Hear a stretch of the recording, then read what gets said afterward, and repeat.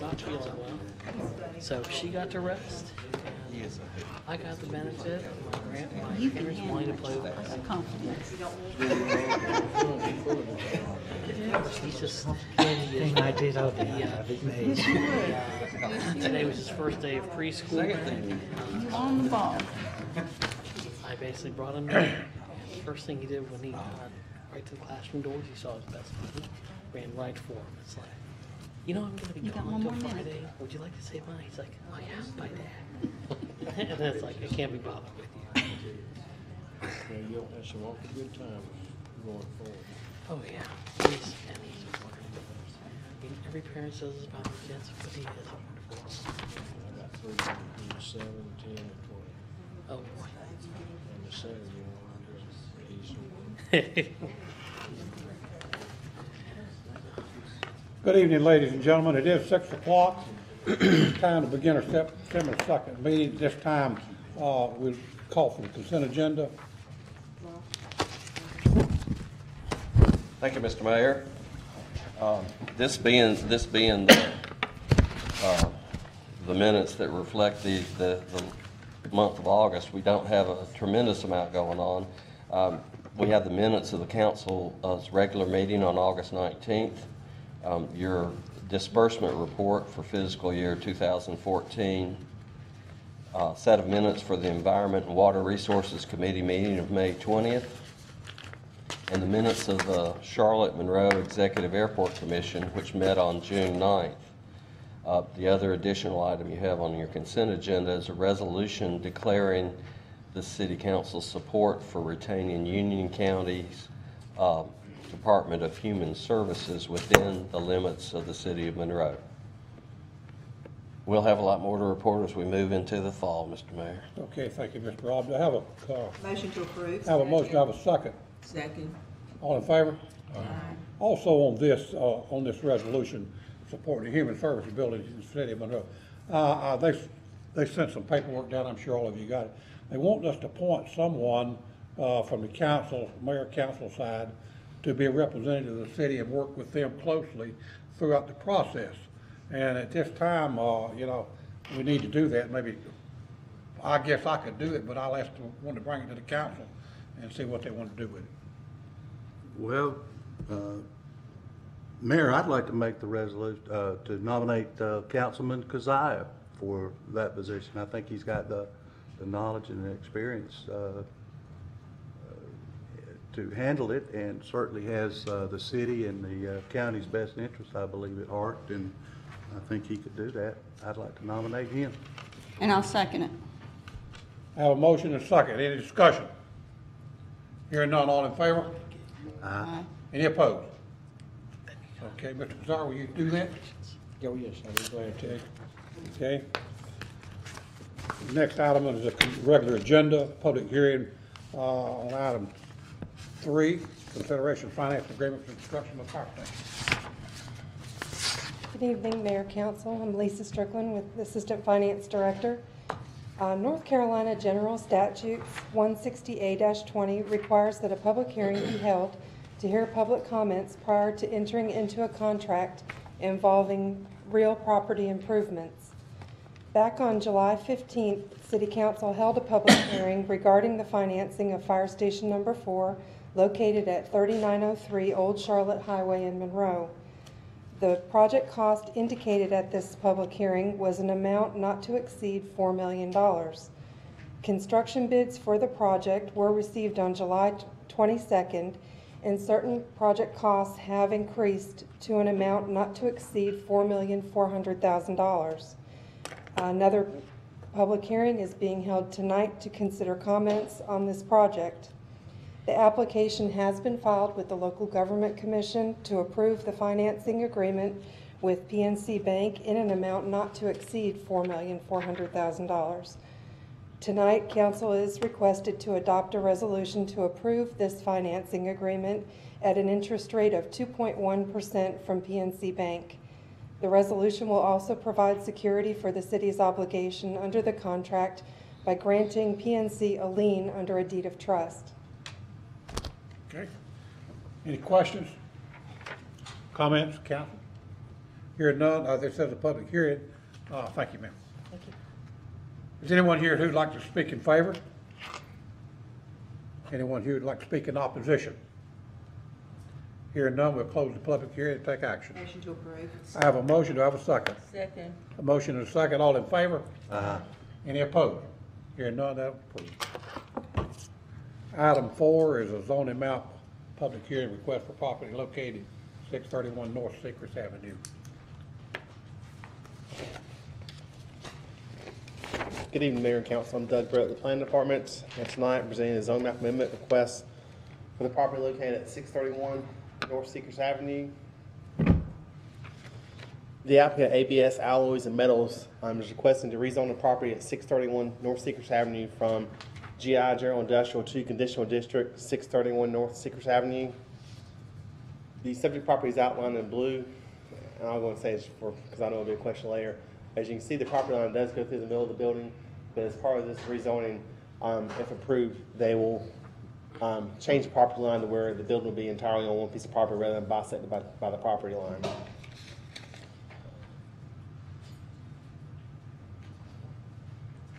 The property is, as stated, is GI. The surrounding properties are GI General Industrial as well, and the property to the rear is residential mobile home overlay.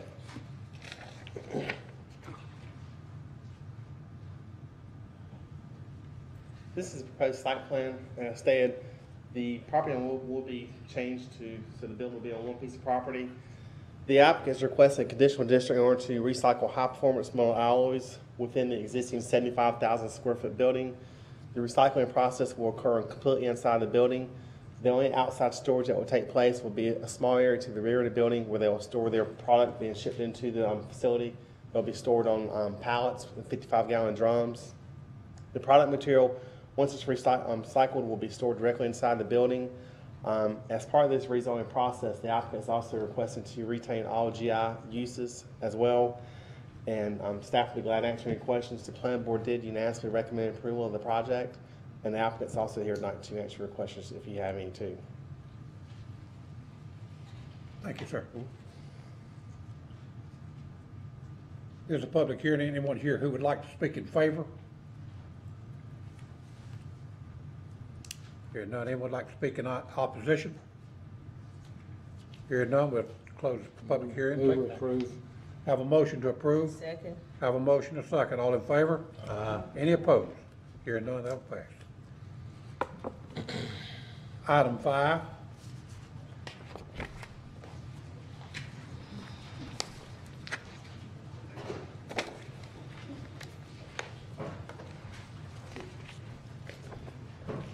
This is also a conditional district request. This is located, subject park is located at 2468 Old Charlotte Highway. The subject property is actually located off Ashland Avenue, but it's addressed off Old Charlotte Highway. It's outlined in blue. The applicant is requesting to rezone this property from GI to conditional district 2468 Old Charlotte Highway. Subject property is GI. The surrounding properties to the west, south, and east are R20, and the subject property the adjoining property to the north is GI. This is a site plan of the property. The applicant is requesting to basically rezone this property to add an indoor exercise facility as an allowed use for property. The property is currently zoned GI, and GI does not allow indoor exercise facilities. The exercise facility is currently located at the facility, and it was discovered based on fire inspection. So basically, we're making them go through just cleaning up something that was not permitted properly. So this is part of this request. The planning board did recommend unanimous approval for the project, and I'll be glad to answer any questions if you have any at this time. Question or comments? Thank you, sir. This is a public hearing. Anyone here who would like to speak in favor? Yes, sir. Yes. If you will, come to the podium and give us your name, sir, and address, please, for our record. Brian Welch, 4508 Carving Tree Drive, Mint Hill. Speaking on behalf of the petition to rezone this property. As a member of CrossFit MNC, I have a personal stake. However, as a local government manager in neighboring Mint Hill, I appreciate the factors you guys must consider in making these decisions.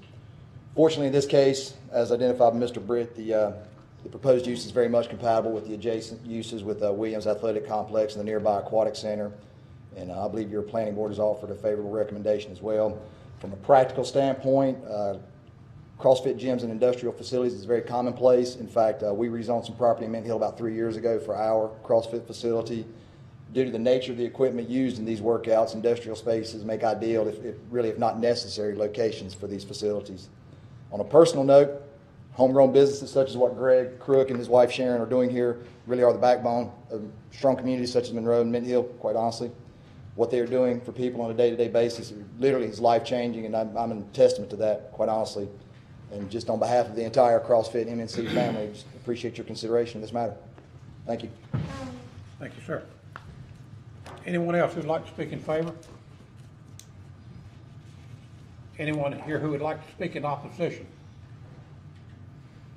Hearing none, we'll close the public hearing and take action. Motion to approve. Have a motion, do I have a second? Second. I have a motion and a second, all in favor? Aye. That's approved.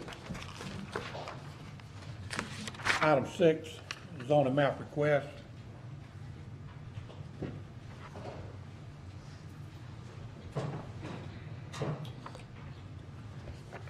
Good evening, Mayor and Council. I'm Jeff Durworth, planner with the City of Monroe.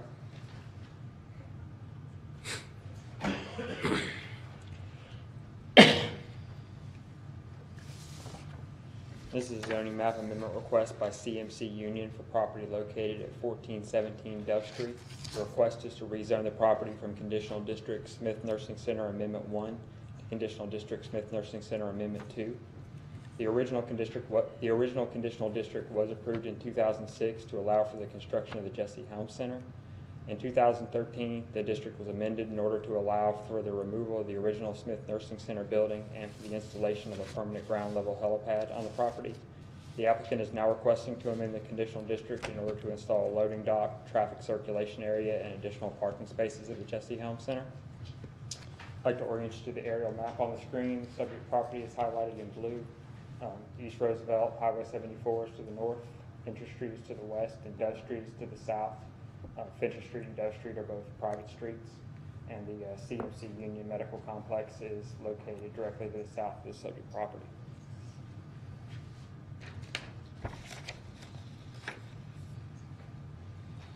This is the zoning map of the area.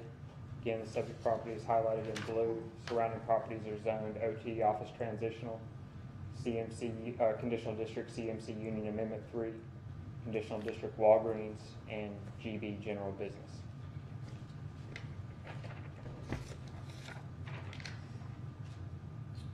And this is the proposed site plan for the rezoning.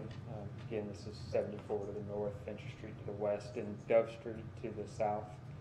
The areas shown in gray are the proposed areas of new development, and this is just loading docks for the Jesse Helms Center, traffic circulation area for larger trucks, and additional parking spaces here, and 9 additional parking spaces along Dove Street. The planning board has recommended approval of this request. The property has been posted and notice has been given to adjacent property owners. There's a resolution of land development plan compliance. It's been included in your packets for review. A representative for the applicant is here tonight, and I'll be happy to answer any questions about the staff. Okay. Council have any questions, comments? Thank you, sir. Is anyone here who would like to speak in favor? Anyone here who would like to speak in opposition? Hearing none, we'll close the public hearing and take action. So moved, including this. I have a motion, do I have a Including second? the resolution. I'm sorry, okay. Said so moved, including the resolution. Okay, to have a second? I'll second it. I have a motion and a second, all in favor? Any opposed? Hearing none, that passed. Item 7 is a zoning text amendment.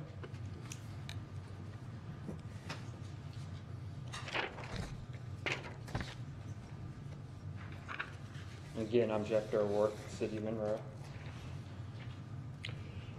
This is a text amendment request made by Cindy Giselle on behalf of Electric Guard Dog LLC to amend the fence and wall section of the Unified Development Ordinance. The purpose of this text amendment is to permit electric fences in certain zoning districts in accordance with the standards that are being proposed.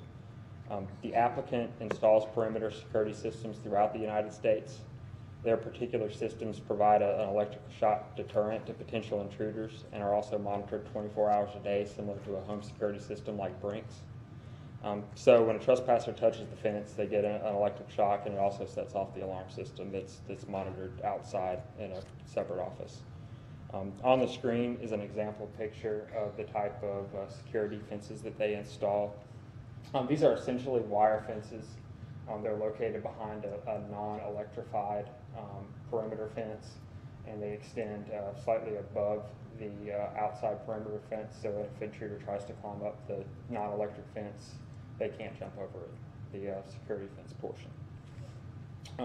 When Electric Guard Dog consulted with us on these systems, planning staff did classify them and made the interpretation that they were fences and are subject to our current fence regulations. Currently, electric fences are only allowed in conjunction with bona fide farming activities in the R20 and R40 residential zoning districts. And the current maximum height limits for all fences in non-residential areas is 8 feet. So in order for this type of fence to be permitted outside of the bona fide farm uses, a zoning text amendment is required. And this is the proposed amendment language. I know you can't read that. Is that Chinese? I'll try to zoom in a little bit for you. Is that better? That's good. Okay. All right. So if approved, this text amendment will allow electric fences by right in the general industrial zoning district and through special use permit approval in the general business zoning district in accordance with the following standards. One being any permitted electric fence must be completely surrounded by a non-electric fence or wall that is not less than 6 feet in height. And additionally, any such electric fence shall have a maximum height limit of 10 feet, and in no case can the electric fence be more than 2 foot taller than the non-electric perimeter fence or wall. Warning signs must be installed in both English and Spanish at intervals of not less than 60 feet. A Knox box for emergency access is required. Fences must meet certain electrification standards outlined in the International Electro Commission guidance, and applicants would be required to enter into a hold harmless agreement with the city of Monroe. And as previously mentioned, these fences would only be allowed in the GB zoning district through approval of a special use permit. Planning staff did work with the applicant to amend their application to add this provision over concerns about the appropriateness of these fences in certain areas of the GB district, since it includes most of our commercial areas that are outside the central business district. So in the GB district, these fences would only be allowed around outdoor storage uses and warehouse uses, or around uses that have certain site-specific characteristics that the applicant would have to show us. And some of the things we would look at would be compatibility with adjacent uses, whether there's high levels of criminal activity in the area, site design issues, including isolated site location and easy building access, and criminally targeted uses involving storage of chemicals, pharmaceuticals, that kind of thing. I've also included with your packet a letter that was submitted in support of this application, and this is from Professor John Webster with the University of Wisconsin, and he has written a letter to them certifying the safety of their product. The planning board did recommend approval of this text amendment. A representative from Electric Guard Dog is here tonight to speak on behalf of the project, and I'll be happy to answer any questions you have of staff. Okay. Any questions, council?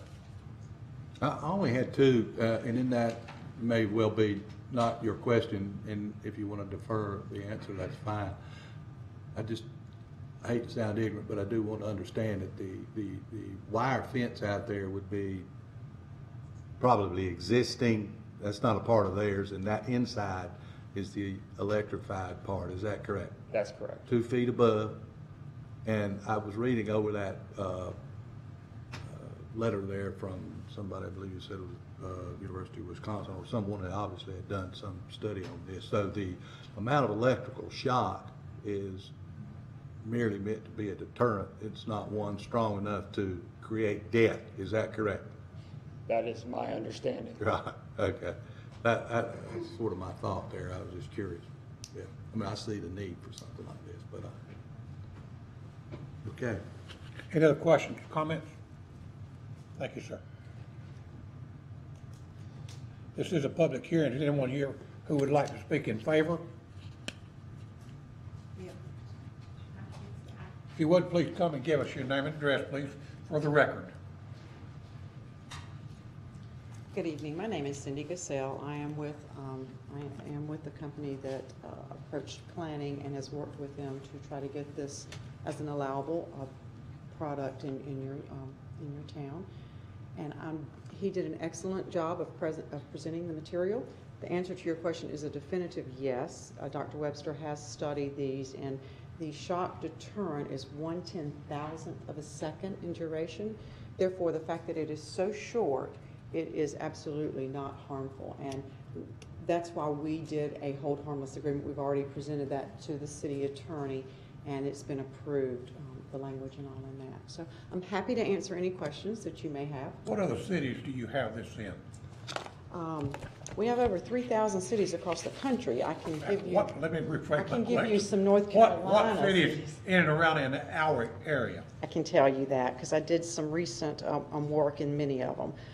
Belmont, Gaston County, Pineville, Matthews, Charlotte, Indian Trail, Union County, Kings Mountain, Cleveland County, Shelby, Cornelius, then the big cities, Winston, Greensboro, Durham, Raleigh, Fayetteville. Thank you. All of those. Have you had any instance of, on any of these in our area or any area, where someone maybe got shocked or whatever? People will get shocked if they tempt their fate on it. You know, everyone wants to test it, but once they test it, they you usually see them run. Yeah, no one is hurt. There's been we've checked the OSHA databases. No, there's no, they've been checked. I think the attorney maybe did that. There's no instance of harm or death or anything on electric security fences since they've been patented in 1990. Thank you, ma'am. Any other questions?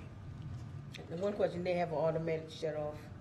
There's an automatic shut off built into it? Yes, ma'am. Once the circuit, it's a single loop circuit, so once that circuit is cut, either somebody brings some insulated bolt cutters and cuts it because they really want to get in, then it does become an audible alarm, and it does, just like you see on TV, brings home, somebody's entering your house. It's an alarm, and once that circuit is cut, then the circuit is cut, so the power is gone. Very good. Any other questions? Thank you very much. You're welcome. Is anyone here else who would like to speak in favor? Hearing none. Is anyone here who would like to speak in opposition? If not, we'll close the public hearing and take action. Motion to approve. I have a motion to approve. Second. I have a motion to second. All in favor? Aye. Any opposed? So that was passed also. Item A is a public comment period. Is anyone here who would like to make a comment to the council or a presentation to the council at this time? If not, we have an entertained motion to go in.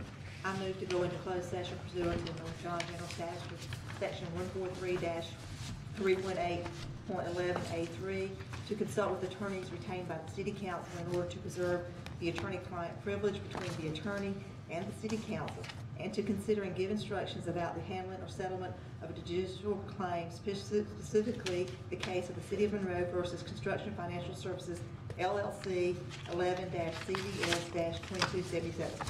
All right, I have a motion to go in closed session. Do I have a second? Second. I have a motion and second. All in favor? We'll be going in closed session at this time. Well, I tell you what, to write that long of a motion there. We've got to approve these minutes too.